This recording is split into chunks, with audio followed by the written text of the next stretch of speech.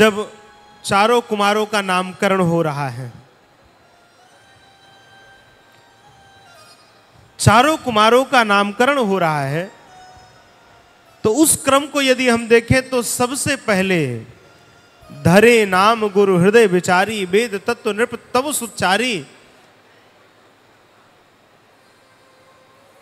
जब चारों कुमारों का नामकरण हो रहा है, उस क्रम में सबसे पहला नामकरण हमारे राम जी का हो रहा है। अब उस क्रम के बाद विश्व भरण पोषण कर जोई, ताकर नाम भरत असोई, भरत जी का नामकरण हो गया। लेकिन अब भरत जी के बाद नामकरण होना चाहिए था लखनलाल जी का, और नामकरण हो गया शत्रुघ्न जी का, जाके सुमिरन ते रिपुनासा नाम शत्रुघ्न वेद प्रकाशा। और अंत में नामकरण हुआ तो किसका? तो सबसे अंत में नामकरण हुआ भैया लखनलाल जी का। लक्षण धाम राम प्रिय,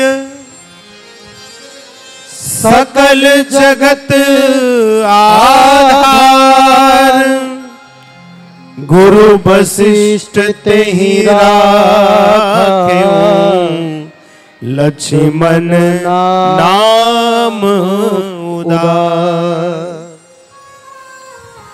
सबसे अंत में लक्ष्मण जी का नामकरण किया गया।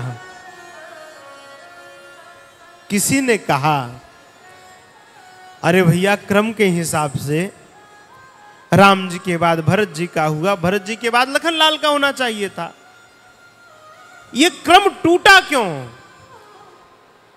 तब गोस्वामी जी कहते हैं, देखो भाई, भरत जी के बाद नामकरण लक्ष्मण जी का ही होना था, लेकिन उसी समय लक्ष्मण जी रोने लगे। तो लक्ष्मण जी जब रोते थे, जैसे बालक, छोटा सा बालक रोता है तो उसको कोई टॉफी दे दीजिए, कोई चॉकलेट दे दीजिए, कोई खिलौना दे दीजिए, अथवा उसकी मां ले ले तो बालक चुप हो जाता है। लक्ष्मण जी संसार की भौतिक किसी भी वस्तुओं से प्रेम या लगाव नहीं रखते हैं। लक्ष्मण जी जब रोते थे तो मां सुमित्रा राम जी के चरणों के अंगूठे को लखनलाल जी के मुखारविंद में डाल देती थी, और जैसे ही राम जी के चरण मुख में होते थे, भैया लखनलाल जी खिलखिला उठते थे, प्रसन्न हो जाते थे। राम जी के चरणोदक का प्रेम है लखनलाल जी के मन में।